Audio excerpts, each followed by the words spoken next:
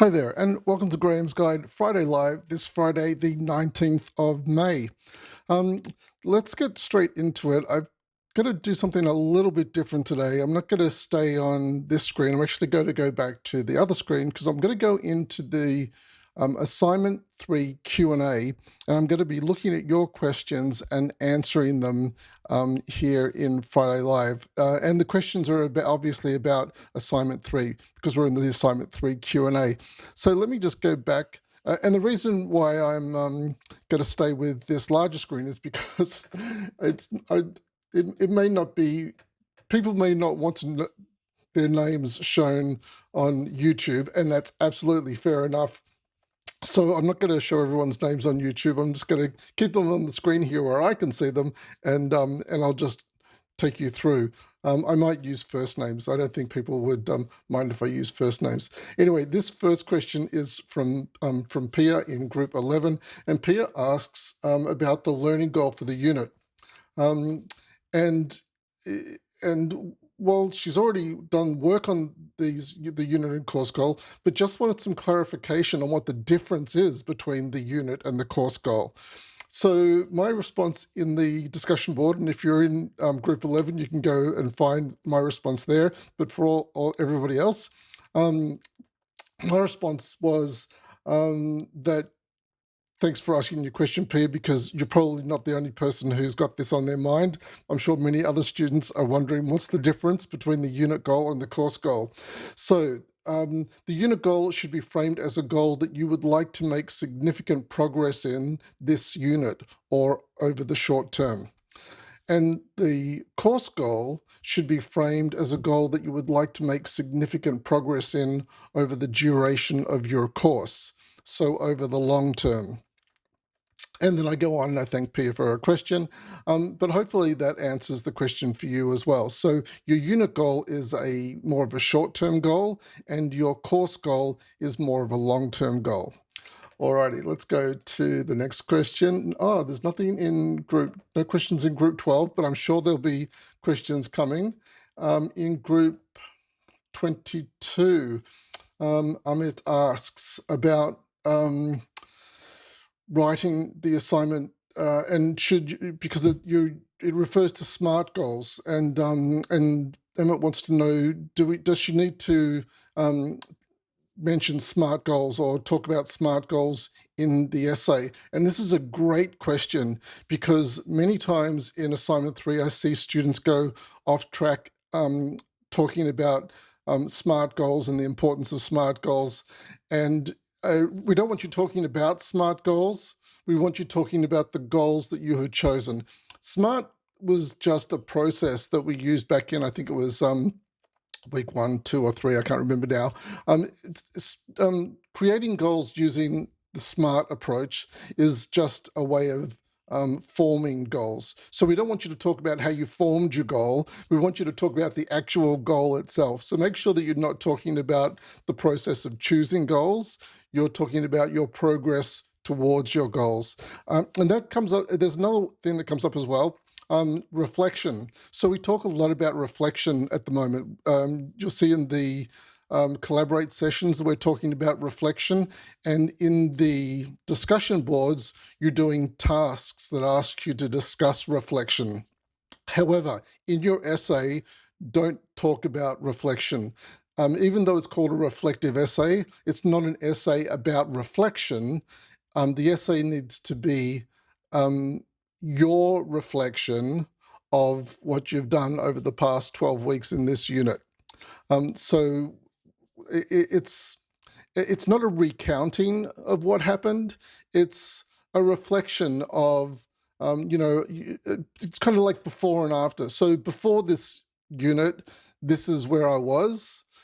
During the unit, I've developed these skills, and now I'm at this position, and from this position, I can go forward into wherever it is that you're going to. So when you're reflecting, don't talk about reflection. Reflect on where you've been, what you've achieved during that time, and where this is going to take you in the future. So if you've got any questions about that, please ask them in the discussion board. Of course, any of these questions, if you've got more, if any of these questions raise questions for you, just ask them in the discussion, and I'll be very keen to answer your questions in the discussion. And of course, your fellow students might like to throw their 2 cents in as well, which is always appreciated, especially as sometimes it can take me 24 to 48 hours to respond to a question. So if your fellow students are responding, they might provide a helpful response to you before I get to your question. Alrighty, let's move on to 11, 12, group 29. There's no questions in group 29. That's okay. I'm sure questions will be coming. And group 32, Laura asks, am I allowed to use work that I've written in my posts in regard to theory? And yes, absolutely. So if you've made a post over the course of this unit and you like what you wrote in the post, maybe it was part of a task, and in fact, those tasks are leading you toward the assignments. So very often you will be writing about the task will be about a topic that you will be writing about in your assignment. It's perfectly okay to go back and revisit that post. Probably you'll need to reword it because the posts that you're writing in the discussion boards are framed in a specific sort of way, sort of a short sort of way, but we want a deeper analysis in the essay. So yes, absolutely, revisit your posts, and if you've got any gold writing there that you would like to bring with you into your essay, that's absolutely fine, especially if you're talking about theory. Analysis and evaluation of theory will get you a higher grade in assignment 3. So thanks for that question, Laura. And also in group 32, Elizabeth asks, will the word limit in assignment 3, is subheadings included in the word count? So yes, subheadings would be included in the word count. Actually, I just see a little mistake here that I made while I'm talking. I'm just going to go in and fix this mistake. When I responded to Liz, I said that yes, subheadings will be included in the word count. Sorry, and there we go, all fixed. But I also went on to say that for essays of less than 10,000 words, that I recommend using topic sentences as side posts instead of subheadings. I said 10,000 word for essays at less than 10,000 words. Actually, it's probably more correct to say that for essays of 5,000 words or less, you probably don't need to use subheadings. And instead of subheadings, you have a strong topic sentence. And I've provided some example topic sentences here because there's 5 topics that you'll be covering in this essay. And so here are my opening lines. You don't have to use these lines, but this is how you could signpost a new subtopic by starting off your topic sentence with, in terms of time management skills, blah, blah, blah. Regarding self-efficacy skills, blah, blah, blah. On the question of learning and communicating online, blah, blah, blah. Then, as far as my unit goal development is concerned, blah, blah, blah. And then finally, with respect to my course goal progress, blah, blah, blah. So you excuse my blah blah blahs, but you can see there that in the topic sentences, I've in the first sentence I've mentioned the 5 subtopics: time management, self-efficacy, learning and communicating online, your unit goal, and your course goal. Look, I might go and post that post in all of the discussion board Q&As for assignment 3. Just in case that would be helpful. And if I've made that confusing, apologies. But really, the short answer is yes, subheadings would be counted in the word count. However, you don't really need to use subheadings if you have a strong topic sentence that includes the name of the subtopic in that opening sentence. Alrighty, let's move on. Boy, oh boy. Someone said, I forget who it was now, that they like watching my Friday lives because, not because they like to see me make a mistake, but because when I make mistakes, it seems to make me, it makes me more human and more, what's that word? I can't think of the word now. I'm going to think of it. I've got, what is it? Authentic. Wow. So there's another, I'm not going to edit any of this out because what you see is what you get. So yeah, so look, one of the benefits of recording Friday Live for me is that it is what you see is what you get. I try to present my authentic self. So when I make mistakes, you see the good and the bad in these Friday Lives. Alrighty, let's go on to the last group, group 33. I've loved having these 6 groups this teaching period. I've loved going into the discussions and talking to you.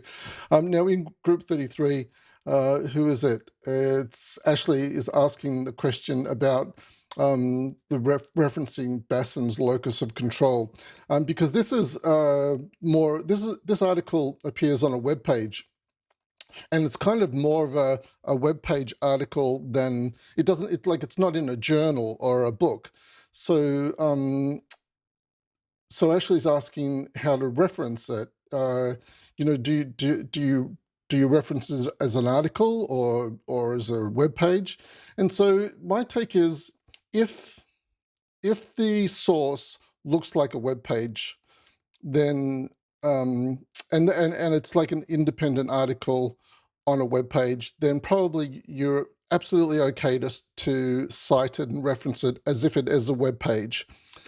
But there are articles that we source that are in online publications, and most of these are accessed through the Swinburne Library. So if you access a journal article through the Swinburne Library, or if you access any journal article, even though it's a web page and you're looking at it on a web page, it is considered a journal article from a journal. And so you should be referencing it as a journal article. So you would include more than just including the URL is not good enough for a journal article or a book.